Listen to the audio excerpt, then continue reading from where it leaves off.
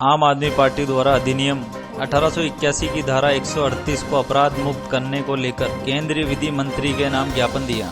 केंद्र सरकार पर क्रम लिखित अधिनियम 1881 की धारा 138 बाहर करने का प्रस्ताव लेकर आ रही है, जो कि अधिनियम की मंशा में विपरीत है। इस धारा को अपराध की श्रेणी से बाहर करने में वित्तीय संस्थानों और वकालत के पेशे पर विपरीत प्रभाव पड़ेगा। साथ ही चेक की रकम प्राप्त करने की सुनिश्चित कम हो जाएगी। अभिवक्ता को कारावास या दंड का भय नहीं रहेगा। चेक बाउंस का अपराध नहीं मानने का सरकार का प्रस्ताव अनुचित व विरोधाभासी है। चेक को सुरक्षित और सुनिश्चित मानकर लोग लेन देन करते हैं। इसे अपराध नहीं मानने से बैंकिंग क्षेत्र, वित्तीय संस्थान और वकालत का व्यवसाय काफी प्रभावित होगा। मोदी सरकार करीबन 37 अधिनियमों में उसकी विभिन्न धाराओं को डीक्रिमिनलाइजेशन कर रही है, उसके लिए प्रस्ताव लेकर आ रही है।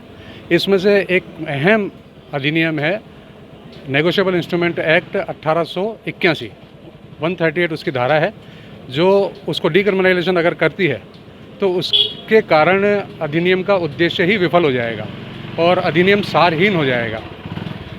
उसका सीधा इफेक्ट ये पड़ेगा कि जो परिवादी आराम से कोर्ट के मार्फत अपनी रकम वसूली कर लेता था, उसको जीतने के बाद एक लंबी प्रक्रिया से गुजरना पड़ेगा और दुर्लभ हो जाएगा उसके लिए रकम वसूली करना।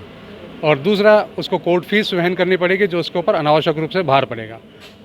सेकंड ये है, इसमें जिसका बेनिफिट होगा इस डीक्रिमिनलाइजेशन करने से, सबसे बड़ा बेनिफिट होगा जो विलफुल डिफ़ॉल्टर हैं उनको होगा, जो बैंकों का पैसा ले लेकर के भाग रहे हैं उनको होगा, इसका फ़ायदा मिलेगा।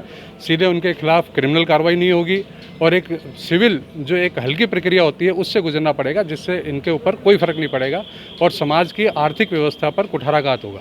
आज अपने ज्ञापन इस संदर्भ में 138 की 138 की धारा, एनआई एक्ट की धारा को डीक्रिमिनलाइजेशन करने के विरोध में हमने आज ये विधि मंत्रालय के नाम ये ज्ञापन दिया है, आम आदमी पार्टी अजमेर विधि प्रकोष्ठ की ओर से। आपका नाम? गोपाल शर्मा, एडवोकेट।